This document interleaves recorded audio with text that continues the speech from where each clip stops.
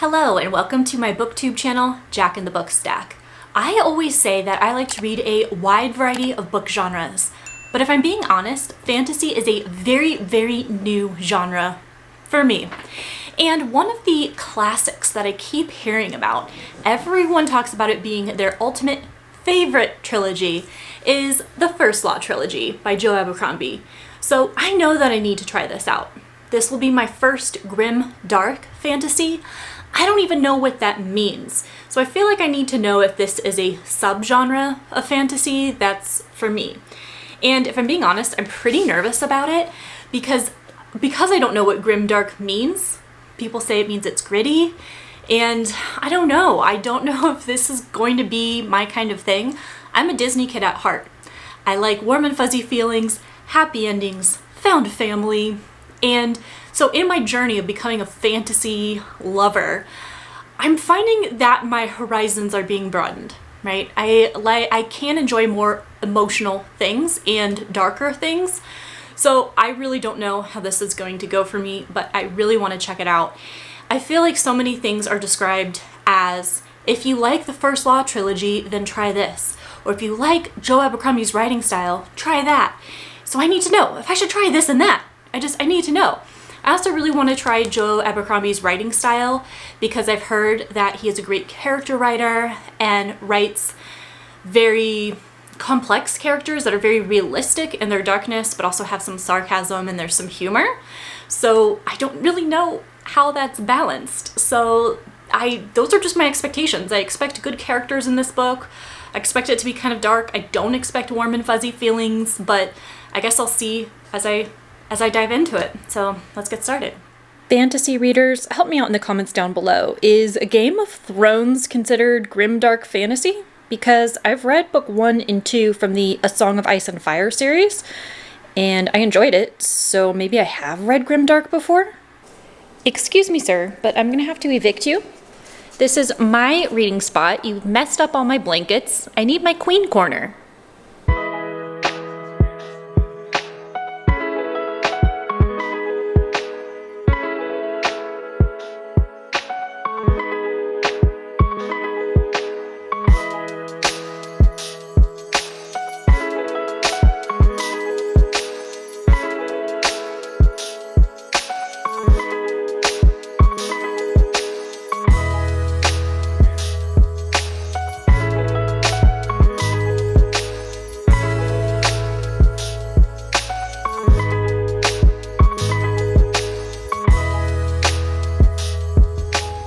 I am 60 pages in, and I don't know yet what grimdark fantasy is, but I can say that I am really enjoying this.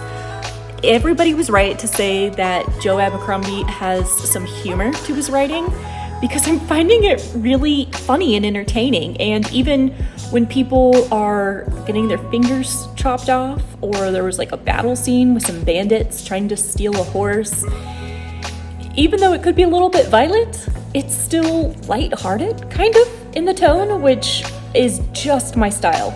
Really like that.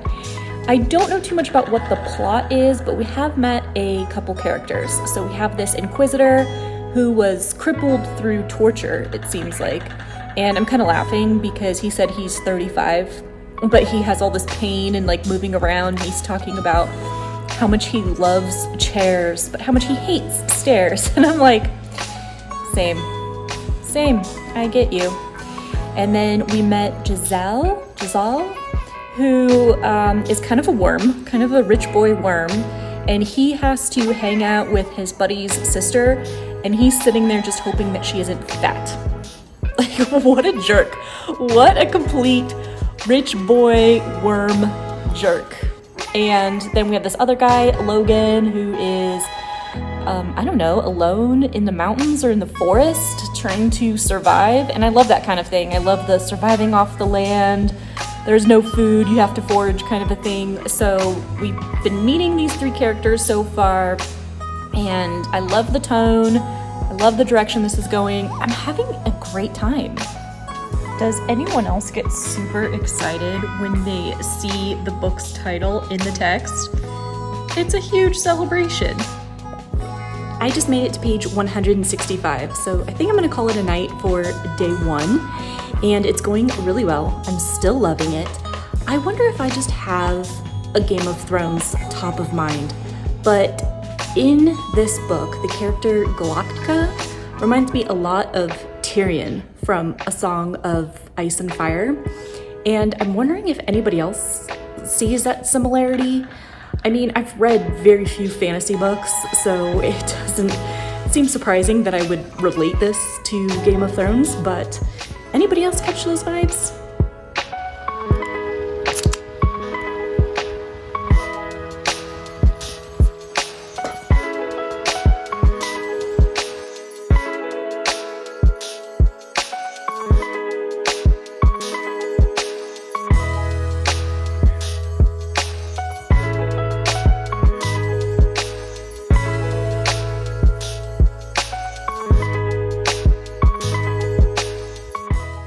I finished The Blade itself, book 1 in the First Law Trilogy, and I'm shocked how much I actually really enjoyed this.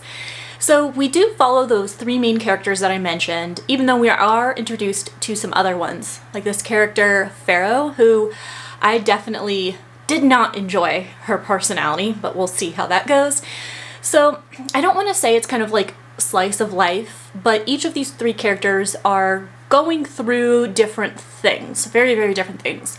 But towards the end of the book, it does come together, and they all come together. So that's pretty much where the plot goes, but it's really just a setup for the overall series. You know how like some trilogies, there's like individual things in each book, but an overarching storyline?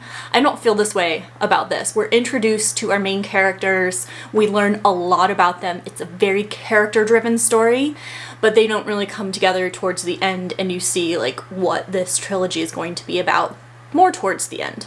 As far as the magic and world building, this seems to be very light magic so far, at least in book 1, because very few have the ability to wield magic, but the general population doesn't really believe magic exists. As far as the writing style, I mentioned I loved how Joe Abercrombie was so humorous and sarcastic, and that was really my favorite element of this book, is the humor with all of the characters, both in their dialogue and their inner monologues. That added so much to the story. Really enjoyed that aspect. But I was kind of laughing with how frequently Joe Abercrombie has his characters suck their teeth. I don't even know what that means. Is that like a... I don't know. I can't picture it. I would like to know what that is, but his characters do that a lot. I mentioned I'm reading this trilogy to see what I think of grim, dark fantasy, and I still don't really know how to define it on my own. I was thinking that it would mean that there would be a lot of violence for shock value only, which I'm not into. So that's why I wasn't sure if grim, dark would be for me, because I'm not into anything just for the sake of shock value. But I did not feel that way about this. It was violent, and I think that, you know, in more wholesome fantasy, there can be violence, but it's for like the greater good, right? And that was not the case here. So on page 317, I want to read you a violent scene. I'm gonna just read parts of it though, because I don't want to spoil like who the characters are or like what's going on in the greater story, but it gives a great example of what I mean. These are not necessarily good guys making heroic decisions. They are doing some bad things. So what happened was this band of characters came across some deceased villagers or peasants, and it included women and children. I think they were hung, I want to say. They were violently unalived, and they took care of most of the culprits, but there's one culprit remaining, and it's a younger boy. And so he says, "But what choice did I have?" asked the boy. "What choice? I wanted to go south and earn myself a name, but they sent me here. My chief says to do a thing, I've got to do it, don't I?" "You do. No one says you could have done different." "I didn't want no part of it. I told them to let the young ones be. You got to believe me." "We do believe you. But you're going to effing kill me anyway?" "Can't take you with us. Can't leave you be." "I didn't want no part of it." The boy hung his head. "Don't hardly seem fair."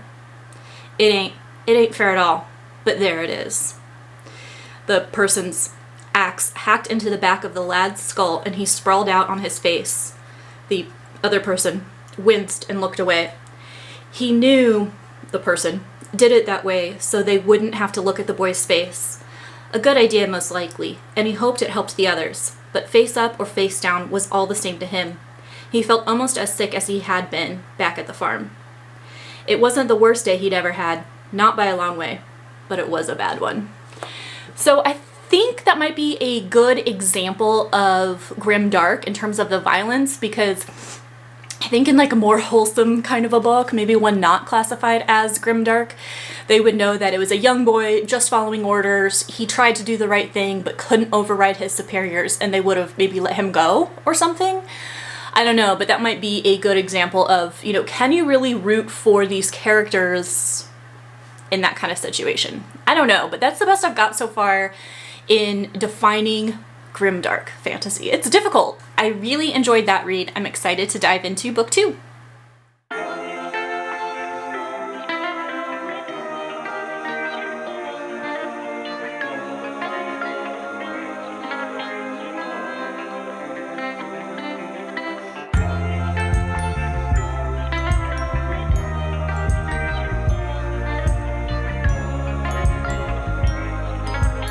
I was reading this yesterday and I came across this on page 37 that kind of supports my point about the pointless violence. It says there's no method here, no purpose, brutality for its own sake. So maybe grimdark is not violence just for shock value. Maybe it's calling that out too. It is not a great mystery in the First Law Trilogy what the First Law is, but on this page we definitely get more details of it that I really liked. So they're talking about what is the First Law, and it is forbidden to touch the other side direct, forbidden to communicate with the world below, forbidden to summon demons, forbidden to open gates to hell. Such is the First Law, and it is the guiding principle of all magic. And then they talk about the second law, which is that you can't eat the flesh of men. So that seems kind of gross, kind of nasty, but excited to see that storyline pick up. Page 207, and I am in the middle of a battle sequence that is the most engaging fighting I have ever read. I've never been one for fighting scenes, but this is incredible. I am eating this up. I am making my way through it, but it is so action-packed, and I'm going so crazy right now because at the peak of the action, the chapter will end, and the next chapter flips to another character's POV and storyline. And I am just going crazy right now because I want to see what's going to happen.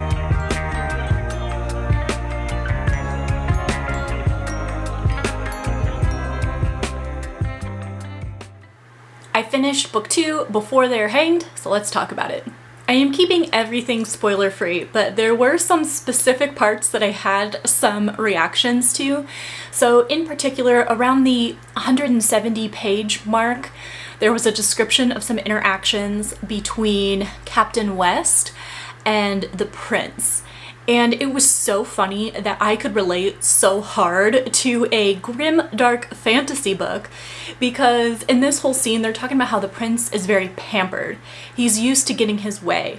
He is so disconnected from the realities of war. All he wants is glory, and he is so frustrating to be around and talk to, and he makes frustrating decisions, and I could relate to Captain West so bad. It makes me think of my own work environment or various work situations that I've been in where people just don't have all the information and yet they're in the decision-making position. So that really made me laugh because I could relate with poor Captain West. I mentioned that I loved found family and I was really worried about reading grimdark fantasy because I would miss out on that so much, but I was pleased to see that on page 200 there was a new found family that came up, and it says, "What, a family?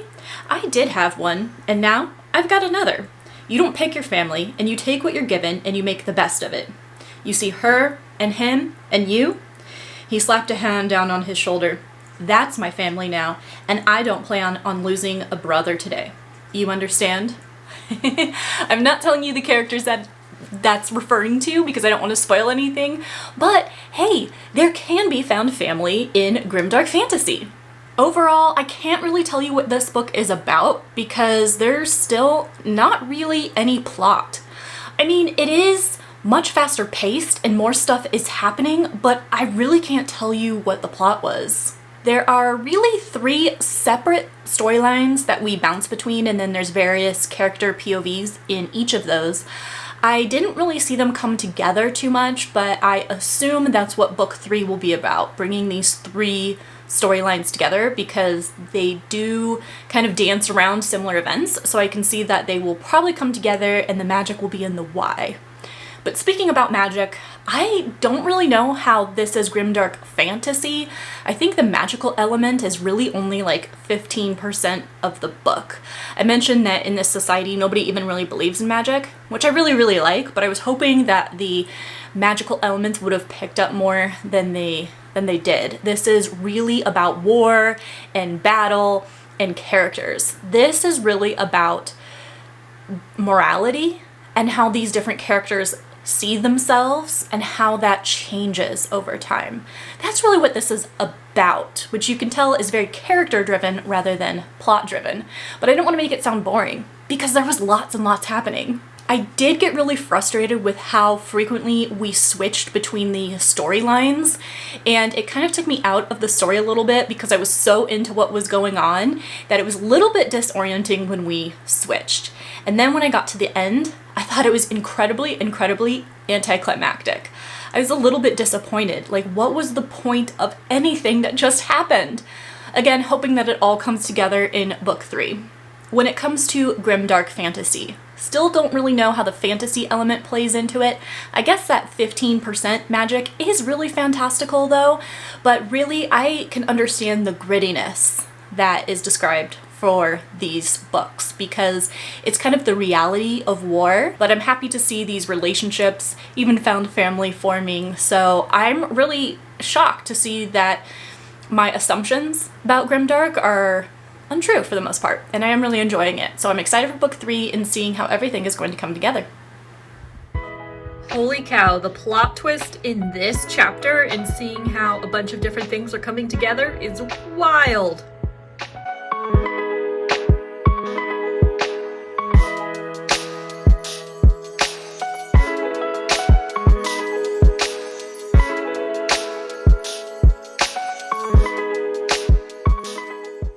Before I get started on my own thoughts, I want to mention that Johanna just published a video on not only the First Law Trilogy, but the entire universe of the First Law by Joe Abercrombie. So I will link that video down below so you can check it out. It is completely spoiler-free, but she had a lot of really brilliant insights that I really appreciated after just finishing it. So check that out. I finished book 3, which means I concluded my read of the First Law Trilogy, so I want to do a spoiler-free review on this series and just my thoughts on the subgenre of grimdark fantasy. The final verdict is that I liked it. I didn't love it, but I certainly liked it. Book 3 did bring all the various storylines together, although I think my biggest issue is that I did not find it as satisfying as I wanted it to be. I wanted the payoff to be greater after all those different things we went through, and I felt like, well, it concluded, but it just wasn't powerful. Through various reviews and booktube videos, I have seen that the ending of this book and the trilogy is very divisive amongst readers, and I don't know if that's the ending in terms of maybe like the last quarter to a third of it, or if it means the ending as in the last couple pages. I will say that the storyline conclusion on the last couple pages was brilliant, and I really liked that aspect. There were several different elements or several different character storylines that I enjoyed how it ended. Again, it's just that all things weren't brought together as much as I wanted them to be. So maybe the ending is divisive even to myself. I think I can see and understand why this is considered a grimdark fantasy series, especially because the ending was not a particularly happy one, and as I said, not incredibly satisfying either. So if grimdark is more of a feeling that you have when you're reading it, I get it. because I feel kind of grim.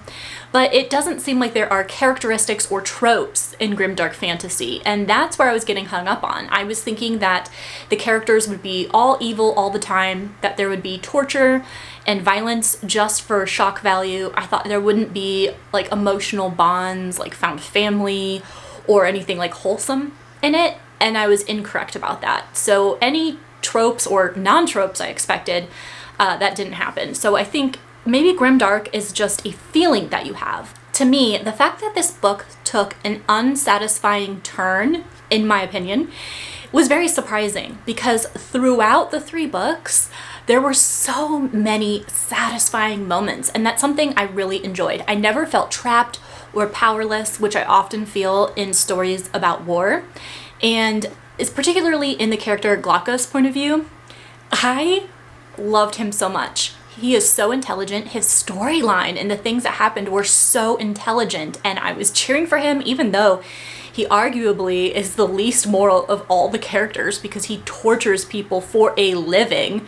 But there were still so many ways that he outsmarted the situation that I felt very satisfied. So the fact that overall in the book I took a turn was very interesting to me.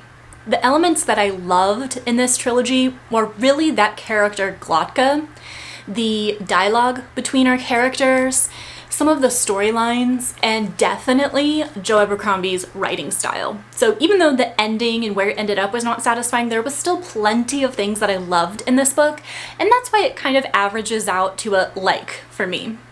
I'm kind of left wondering, what was the point of anything in this book? And maybe that's where my personal grimness is coming from. And I think that's largely due to the fact that there was not a lot of magic. I mentioned after book 2 that I felt that 15% of the story was actual magic, and that holds true here. So it is not a spoiler to say that the magic revolves around the character Baez. We meet him in the beginning of book 1. We know he's the first of the Magi. He's like a wizard and he has magical abilities. So it's not a spoiler to say like that's the magical element, and it is a soft magic element, which I don't think I mind. Soft magic versus hard magic with lots of like rules and conditions. It's not that. It's that I feel like if you lifted out the plot points that included magic, the outcome of the story would have been exactly the same. This is a very politically driven book. We're talking about political maneuvering. We're talking about war and battles and battle strategy, but everything would have been exactly the same if you took out the magic. And that's, I think, what bothered me. I would label my read of this trilogy as type 1 fun, which means I enjoyed the process of reading it. It was very engaging, but I don't think I'm going to remember much of it afterwards. I think the only thing that I'm going to carry with me from this trilogy is the character of Glotka and the fact that I really like Joe Abercrombie's writing style. But the plot, a lot of the other characters, I'm not really going to remember it. So I liked the First Law Trilogy, but the next question, will I continue reading grimdark fantasy? Yes, I think I will, but I might pivot my expectations to be more battle focused and war focused and political focused, and like this feeling that I have right now after finishing it. I don't know if I'm gonna ever crave feeling grim and dark, but I think that lack of satisfaction I had was specific to these books and not necessarily grim dark fantasy, so I'm open to trying more, I think, in the future. It definitely was not what I expected, so I'm very, very glad that I gave it a try because there were a lot of elements to love in this trilogy. Thank you so much for hanging out with me in this reading vlog. I will see you in the next video.